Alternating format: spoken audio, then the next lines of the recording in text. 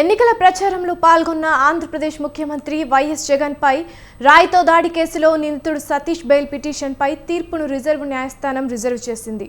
నిందితుడు Satish Kumar bail petition పై వాదనలు వినిపించిన న్యాయవాది సలీం, సతీష్ కుమార్ నిరపరాధి, అమాయకుడు అని పోలీసులే ఈ కేసులో అక్రమంగా ఇరికించారన్న న్యాయవాది సలీం వాదించారు.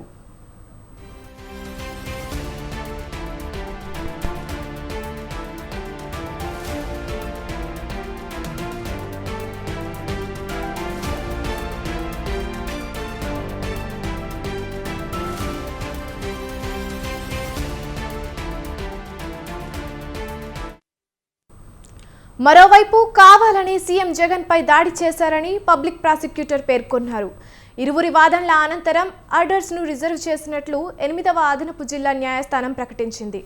ఈ కేసులో రేపు తీర్పును న్యాయమూర్తి ఇవ్వనున్నారు.